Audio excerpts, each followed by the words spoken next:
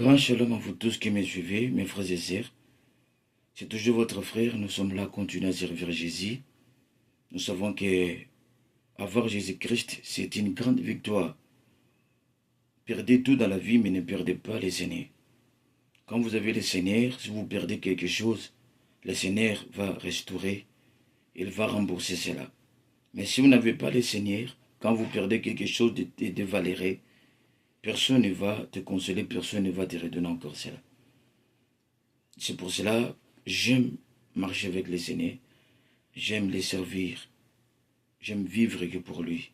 Je lui ai confié ma vie, ma jeunesse. Nous allons partager avec vous dans Philippiens chapitre 2, verset 5. Je vais prendre quelques parties, je ne vais pas tout lire. Philippiens chapitre 2, verset 4. Que chacun de vous, au lieu de considérer ses propres intérêts, considérez aussi ceux des autres. Ayez en vous les sentiments qui étaient en Jésus-Christ, lesquels existaient en forme de Dieu, n'a point regardé comme proie arrachée d'être égal à Dieu, mais s'est dépouillé lui-même en prenant une forme de serviteur, en devenant semblable des hommes, et ayant paru comme un simple homme. Il s'est humilié lui-même, se rendant obéissant jusqu'à la mort, même jusqu'à la mort de la croix. Dans 9, c'est pourquoi aussi Dieu l'a souverainement élevé, lui a donné le nom qui est au-dessus de tous les noms. Je peux arrêter là, que Dieu bénisse la lecture de sa parole. Nous allons prier. Merveilleux Père Saint, merci pour cette écriture. Tout homme qui a passé dans l'école peut lire cela. Mais pour recevoir l'interprétation, cela vient que de toi. Ce n'étaient pas les gens qui ont parlé selon leur pensée, mais étaient poussés par l'Esprit. Et le même Esprit qui a écrit la Bible, ce sera le même Esprit qui a interprété cette Bible dans ce temps de soir, à travers la bouche du prophète. Nous comptons qu'à toi. Bénis-nous, bénis quiconque va écouter cela. Viens fortifier ton serviteur. J'ai confiance à toi. Au nom de Jésus. Amen. Que le Seigneur vous bénisse richement, mes frères et sœurs. J'ai une petite exhortation. Un petit sujet j'ai tiré, là où je viens de lire. C'est dans Philippiens chapitre 2, verset 5. Ayez en vous les sentiments qui étaient en Jésus-Christ. Quand je parle que ayez en vous les sentiments qui étaient en Jésus-Christ, je peux dire ayez en nous. Moi-même, je suis là-dedans. Nous ne prêchons pas les autres, mais nous-mêmes aussi, nous sommes inclus là-dedans. Prêcher, cela ne veut pas dire que la parole de Dieu n'est pas venue pour moi. Même si je prêche, c'est moi-même aussi, je dois vivre ce que je prêche. Ayez en vous, c'est Paul qui s'adresse à nous, l'Église, les sentiments qui étaient en Christ. Si vous lisez dans Philippiens chapitre 9, vous verrez la Bible parle que Dieu l'a souverainement élevé, que Dieu lui a donné les noms qui est au-dessus de tous les noms. C'est ce que nous tous nous croyons. Mais avant que Dieu puisse l'élever, il y avait des choses que lui il avait fait pour arriver dans cette élévation. Si vous lisez, vous verrez, la Bible dit, il s'est dépouillé lui-même. Il n'a pas pu être regardé égal à Dieu. Il a pris la forme des serviteurs. Donc il avait quelque chose qu'il avait fait, qui est, ça poussait Dieu de l'élever. Et Paul a regardé la vie du Seigneur, il a dit, ayez en vous les sentiments qui étaient en Christ. C'est pour cela que Paul pouvait dire à Timothée, soyez mon imitateur, comme moi je suis pour le Christ.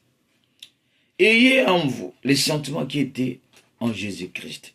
Or que nous savons tous qui est Jésus-Christ. Jésus-Christ est la parole. Comment pouvons-nous avoir les sentiments qui étaient en lui? Aujourd'hui, nous n'avons pas besoin de regarder Jésus simplement par le visage, regarder Jésus dans la chair, regarder, non, ce n'est pas simplement ça. Mais il y a aussi notre moyen de regarder Jésus aujourd'hui, c'est de regarder sa parole. La parole que vous voyez, c'est ça la vie de Christ. Christ est la parole. Ayez en nous les sentiments qui étaient en Christ. Donc nous avons la vie de Jésus à travers la parole. Nous avons la vie de Jésus à travers le message. Le message que nous avons, quand vous recevez cela, quand vous vivez cela, c'est ça les sentiments qui étaient en Jésus. Tout ce que le prophète a prêché, tout ce que Jésus faisait, il guérissait les malades, Jésus multipliait le pain, c'est ça, les sentiments que nous devons avoir. C'est recevoir la parole en nous. s'identifier à lui, Jésus-Christ la parole. Quand nous s'identifions en lui, c'est ça avoir les sentiments qu'il avait. Sa pensée devient nos pensées. Les œuvres qu'il faisait, nous aussi nous allons le faire.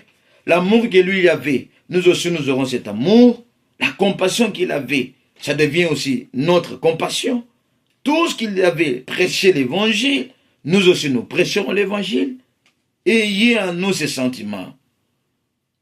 Je vais lire les prophètes pour dire quelque chose. Dans la prédication, l'identification. Paragraphe 5. Cet après-midi, nous aimerions lire dans les livres des Philippiens.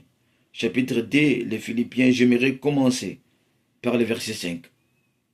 Ayez en vous les sentiments qui étaient en Jésus-Christ, lesquels existaient en forme de Dieu, n'a point regardé comme une proie, arrachée d'être égal avec Dieu, mais s'est dépouillé lui-même en prenant une forme de serviteur, devenant semblable aux hommes, ayant paru comme un simple homme, il s'est humilié lui-même, se rendant obéissant jusqu'à la mort.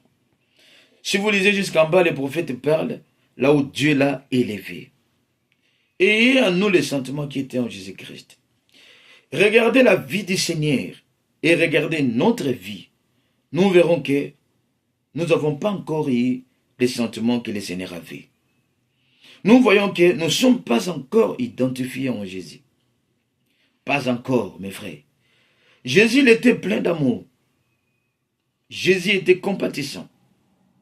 Jésus était miséricordieux. Jésus n'aimait pas les malheurs de quelqu'un d'autre. Jésus voulait que le royaume des cieux puisse prospérer. Un jour, les disciples ont vu des gens chasser les démons.